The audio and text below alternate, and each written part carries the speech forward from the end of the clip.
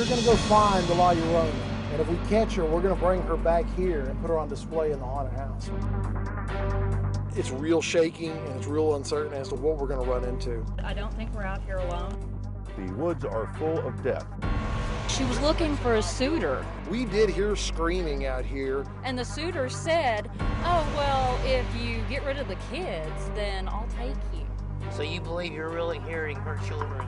Not my opinion, it's a fact. As it stands, there's definitely some paranormal activity out here. I haven't never seen anything like this. So I don't know what's going on out here, but I know I'm pretty creeped out right now. You can hear the pain in their voice. There was a faint, like a whispering back over in here.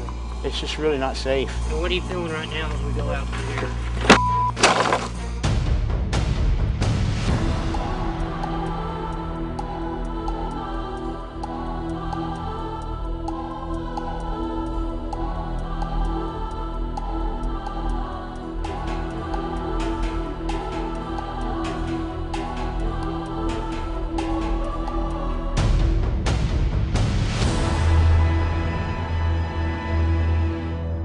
I've been doing haunted houses for 20 years, 17 years as an independent owner. I'm the owner and operator of Nightmare Studios. We produce haunted houses all over North Texas. Well, I've been with Pat for 15 years now. When I met Pat, I'd already done a couple of years of haunted houses. I was in theater, so we did a whole lot of outreach programs and haunted goodness. When I was 2, I would sit on my father's lap and watch Tales from the Crypt. Nathan was exposed to it because of my interest in it, and he enjoyed it. My first memory with my father at the haunted house was pretty much tearing down walls, putting up props, doing some minor touch-up paint work. Pat is an excellent teacher, so he taught him how to wield the chainsaw and scare the crap out of people. What teenage boy doesn't enjoy dressing up and chasing people with a chainsaw and a pig head? That's the way to bring up a kid. Well, I first met Patrick and Heather when I got involved with the little independent wrestling circuit, and I quickly became Patrick's manager. He was the notorious Mr. Big. I have a feeling Clay's going to be getting into a lot of trouble. I met Patrick at a haunted house, out at one of his haunted houses, actually. Nico and I go way back. He's worked with me, you know, in the haunted houses for years. If something, you know, horribly goes wrong, well, then we can definitely count on Nico. Along with Patrick and Heather, I've been with a couple different groups that do the ghost hunting. Nico had worked with several groups. I think actually Nico was hunted by several groups. Let me clarify that. Love the ghost hunting, but it does get tiresome and old after a while. The ghosts are cool, but they're kind of a novice thing. We wanted something that was flesh and blood, something that could grab you and bite you, something that could take a hunk out of you if you weren't watching what you were doing. We just kind of had the overwhelming urge to shake it up and take it up a level. We formed this group in an effort to go and hunt down the things that other people are too afraid of. I don't really believe in ghosts, but I'm very open to whatever we do discover. And believe me, if there's something that we find out there that comes across the least bit scary, I'll believe in it very quickly. That's pretty much what keeps me going, doing that. I could do it from dark till sunup. I'm more excited about going after these live monsters than I am going after somebody's grandmother in an old haunted house. Patrick's expertise of creating the monsters in his haunted house. I want to see the real thing. I want to get my hands on them. How many haunted houses do you ever go to that have entities in it that are based off of things that are actually out there? Have you ever heard the story of the La Llorona? This is the original baby killer.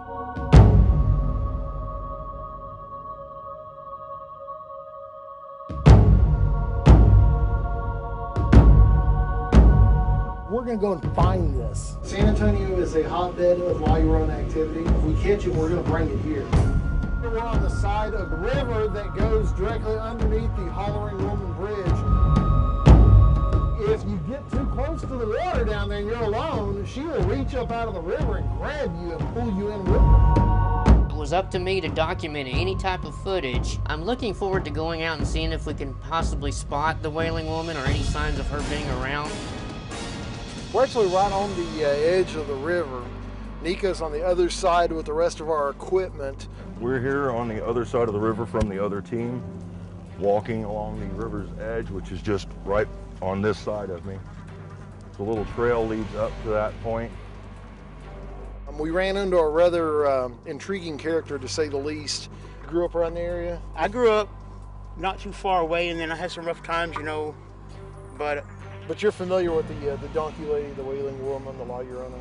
mainly like back up by the bridge, you'll see like especially in the distance, like little, it appears to be like really big lightning bug type thing. You know, you see lightning bugs, the little light, and you can watch it just kind of coast across.